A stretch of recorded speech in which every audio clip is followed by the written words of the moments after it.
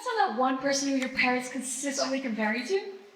Maybe they're your sibling or your cousin who's gone to a really good school, or someone who's making good money because of a certain profession. All of a sudden, there's all this pressure on you to join a top university to pursue a profession that is stereotypically seen as the Asian epitome of success. I know I've definitely felt the pressure to join a top school like the Ivy Leagues to serve becoming a doctor, a lawyer, or an engineer. But out of the thousands of schools out there, and the thousands of jobs out there, there's no way that this path suits everyone. My brother's graduating this year, and watching his tail spin on career options and school choices, I remember thinking, man, I'm so behind. I wasn't half an idea of what I wanted to do in the future. But soon I realized I wasn't alone.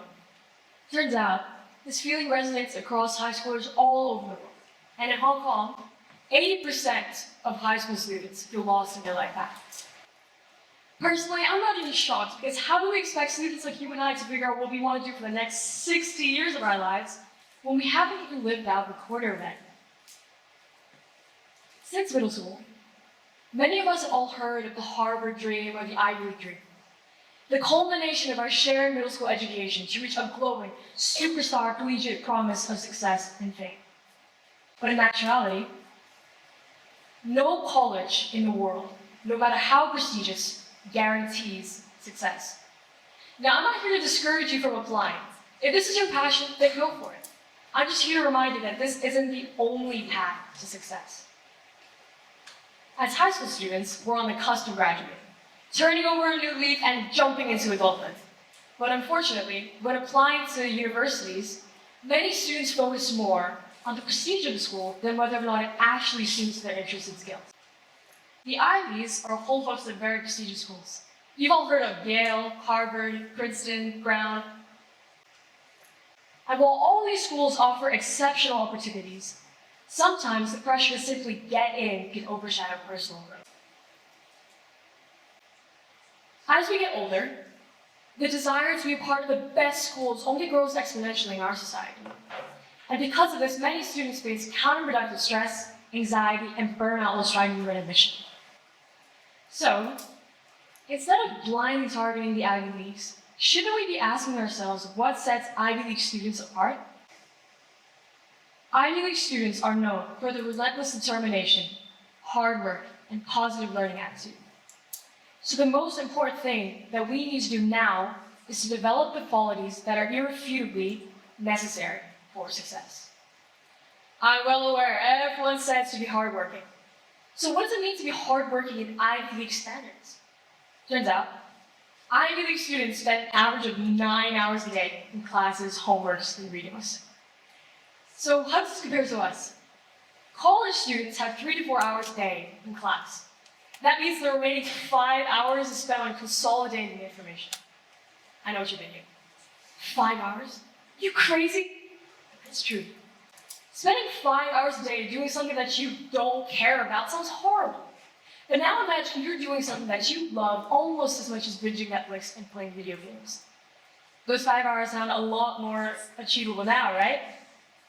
Don't forget that this is also the same amount of time that we spend in class every day, so it's definitely achievable. Just like me doing this speech.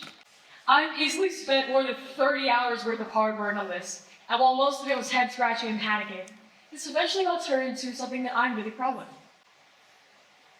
Passion is the key to sustaining your work. I know. It's so cliche, you've heard it so many times, but there's a reason why so many people say it. It's because it works.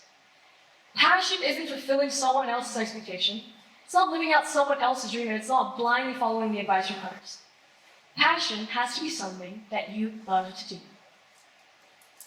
I read a story about this guy called Roger, who was a student at Harvard. He confessed that while he was studying in an Ivy League school, he felt unhappy and unsuccessful. He said, my whole life everyone's had these expectations for me. My parents, my relatives, my old friends from high school. So every day I pushed myself, and I just kept pushing. He continued, somewhere along the way, I confused success for happiness. I'm not happy right now, and I'm not even half as successful as I thought I'd be. There's a reason why Roger was feeling this way. It's because he wasn't passionate about what he was doing.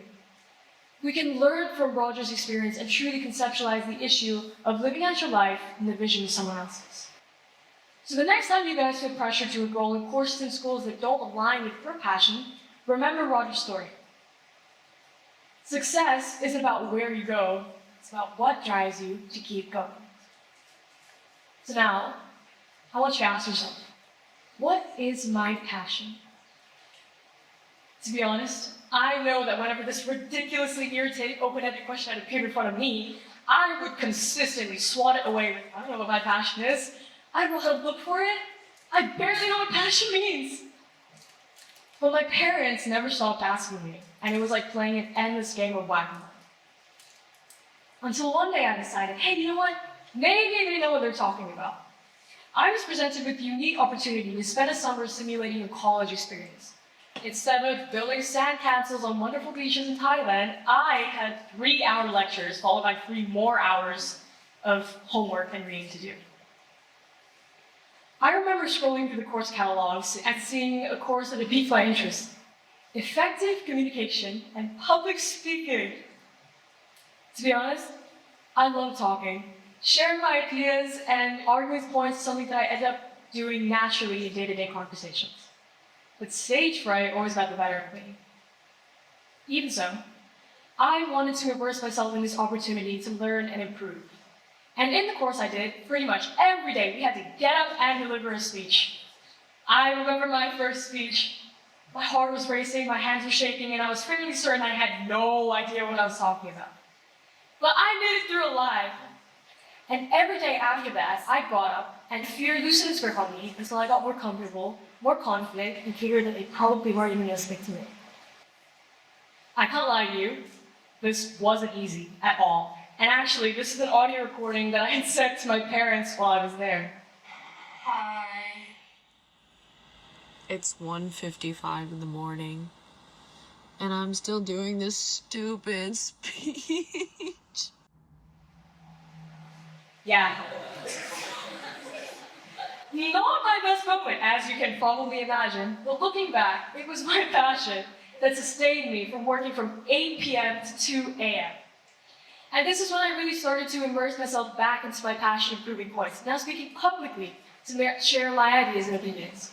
And while I'm not perfect at public speaking, and even now the nerves haven't entirely disintegrated, here I am talking to all you wonderful people, and I can't imagine spending this lovely night anywhere else. This learning immersion in public speaking, for me, opened the doors to lots of different opportunities in debate, law, and business that otherwise would have remained closed. And while I'm still investigating on what I'm truly passionate about, this experience was the stepping stone that allowed me to figure out what I'm interested in and what I may pursue in the future. This is only an example of how you can figure out your passion. Take the initiative to figure out what it is you're interested in. Start looking now. Go to that university website, or look through any summer program, or even go to the school bulletin and actually read their emails. There are so many resources at our disposal to help us figure out what it is we're passionate about. And there's no understanding the amount of time it's going to take. But just, you know what? Just remember, in 10 years' time, the fear, anxiety, and frustration that you're feeling now about applying to university will all dissipate. And what's left? What's truly important is what you've done at your university and what you've done afterwards, not which one you've gone to. So, if you've forgotten everything I've said until now, remember this one thing. Ivy Leagues, or any school for that matter, can't promise you anything. It's through your passion and your dedication that you define the trajectory of your success. It's all in your hands now. Thank you.